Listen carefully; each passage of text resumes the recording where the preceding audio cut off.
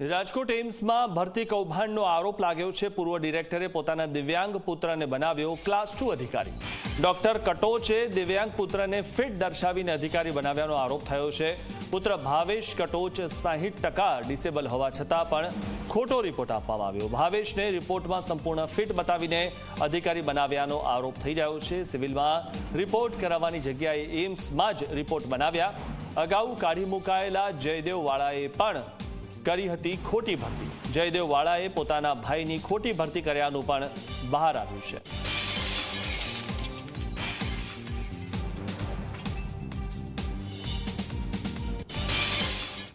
રાજકોટમાં એમ્સ હોસ્પિટલમાં ભરતી કૌભાંડનો આરોપ લાગ્યો છે। પૂર્વ ડાયરેક્ટરના પુત્ર ભાવેશ કટોચ ઉતરી ગયા છે રજા પર। આરોપ લાગે એટલે આ લોકો રજા પર ઉતરી જાય તે સ્વાભાવિક છે। ભાવેશ દિવ્યાંગ હોવા છતાં પિતાએ અધિકારી બનાવ્યાનો આરોપ લાગ્યો છે। અમારી તપાસ કરવામાં આવી, ઇન્ચાર્જ ડાયરેક્ટર આવું કહી રહ્યા છે। ભાવેશ કટોચની ભરતી કાયદેસર જ છે તેવું અંકુર પ્રતાપસિંહ કહી રહ્યા છે। ડિસેબલ સર્ટિફિકેટ હોવાથી તેને સિક્યુરિટીની નોકરી ન મળી શકે। ગુજરાતની પ્રથમ એમ્સ હોસ્પિટલ એવી રાજકોટ એમ્સ હોસ્પિટલની અંદર ભરતી કૌભાંડ છે તે સામે આવ્યું હોવાની વાત છે તે સામે આવી રહી છે અને પુરાવાઓ છે તે સામે આવ્યા છે। પૂર્વ ડાયરેક્ટર સીડીએસ કટોચ છે કે તેમને પોતાના જ પુત્ર ભાવેશ કટોચની ક્લાસ 2 તરીકે જે નિમણૂક કરી હતી ને તે નિમણૂકની અંદર પણ તે 60% ડિસેબલ હોવા છતાં પણ તેમને આ નિમણૂક છે તે આપવામાં આવી છે। સમગ્ર મામલે જે પુરાવા સામે આવ્યા છે ત્યારે જી 24 કલાક એમ્સ હોસ્પિટલ ખાતે પહોંચ્યું છે અને ત્યારે તેમના જે અધિકારીઓ છે તેમની સાથે વાત કરવાનો જ્યારે પ્રયાસ કર્યો ત્યારે તેમના અધિકારીઓ કાંઈ પણ બોલવાનો ઇનકાર છે તે ત્યારે કરી રહ્યા છે।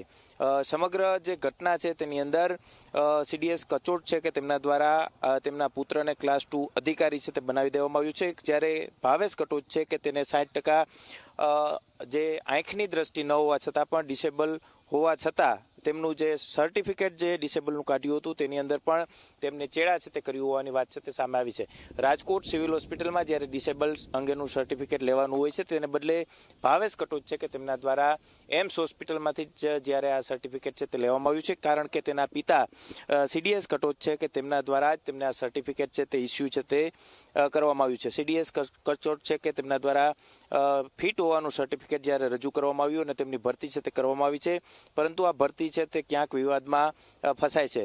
સીડીએસ કટોચ છે કે તેમના જ્યારે તેઓ પણ વિવાદમાં આવ્યા હતા અને તેમને એમ્સ હોસ્પિટલમાંથી હાંકી કાઢવામાં આવ્યા હતા। સાથે જ તેમની સાથે જ્યારે નોકરી કરતા જયદેવસિંહ વાળા છે કે તેમને પણ તેમના ભાઈની રણજીતસિંહ વાળાની આ જ પ્રકારે ખોટી રીતે ભરતી કરી હોવાની વાત છે તે સામે આવી હતી। સમગ્ર મામલે જ્યારે એમ્સ હોસ્પિટલ ખાતે જી 24 કલાકની ટીમ પહોંચી અને તેમના ડાયરેક્ટર સાથે ટેલિફોનિક વાતચીત કરી હતી ત્યારે તેમના જે ડાયરેક્ટર અંકુર પ્રતાપસિંહ છે કે તેમને નિવેદન આપ્યું હતું કે આ સમગ્ર મામલે અત્યારે તપાસ છે તે ચાલી રહી છે।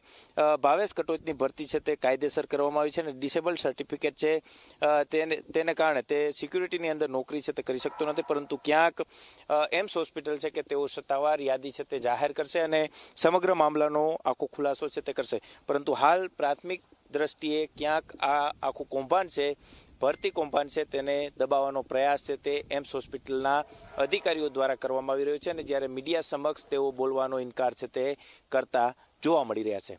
કેમેરા પર્સન ઉદય પવાર સાથે ગૌરવ દવે, ઝી મીડિયા, રાજકોટ।